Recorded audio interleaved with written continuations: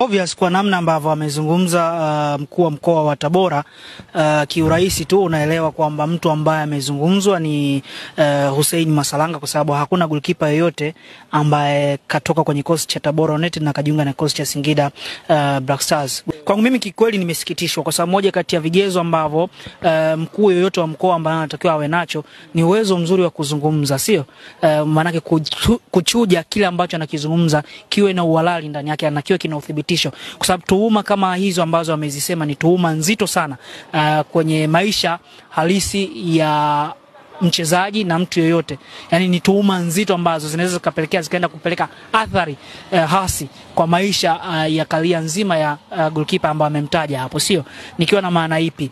Kuna asilimia kubwa ya watu ambao wanamwamini Hussein Masalanga, sio? Ikiwemo TFF na taifa kwa jumla, kwa sababu tunavyozungumza katoka kwenye mashindano ya timu ya taifa. Exactly. Yani umeenda kwenye point ambayo nilikuwa naelekea. Kitu ambacho kimenifurahisha ni kwamba ameenda kuivua nguo TFF, ameenda kuvua nguo mchezo wa mpira wa miguu. Sometimes huwa natamani kupata viongozi ambao yes, yawezekana una mapenzi na mchezo wa mpira wa miguu, lakini uweze kuchuja nini ambacho kinatakiwa kuzungumzwa na kipi hakitakiwi kuzungumzwa kama kiongozi. Kwa sababu hiyo ni mzazi, sio?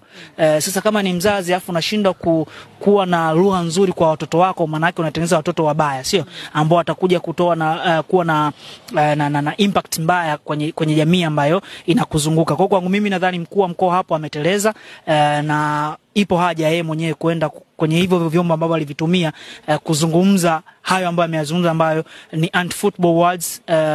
Yeye mwenyewe aende akajaribu rectify hilo jambo. Ipo haja. Si rahisi kumnunua Hussein Masalanga kwa sababu hiyo ya facts ambazo yeye ameweza kuzizalisha kwenye mchezo ambao wao umewapa hii pressure. Unajua mkuu wa mkoa amekuja kuzungumza haya akiwa na pressure ya mchezo wa kesho, sio? Na Hussein Masalanga kwenye mchezo huu ambao anaenda kuapproach siku ya kesho ni mchezo ambao Hussein Masalanga alikuwa na performance nzuri, sio? Ambao yeye ndo drive hizi point tatu ambazo zimewafanya mpaka sasa Tabora United wao katika nafasi za juu.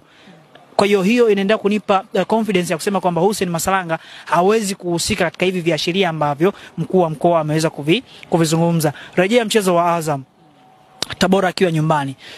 Tabora waliweza kuibuka na kushinda magoli 2-1. Hussein Masalanga alikuwa golini. Saves ambazo alizifanya Hussein Masalanga zilipelekea pia baadhi ya washambuliaji wa Azam FC kuonekana ni washambuliaji butu, kwa sababu ya ubora ambao Hussein Masalanga aliweza kuzalisha ndani ya dakika 90.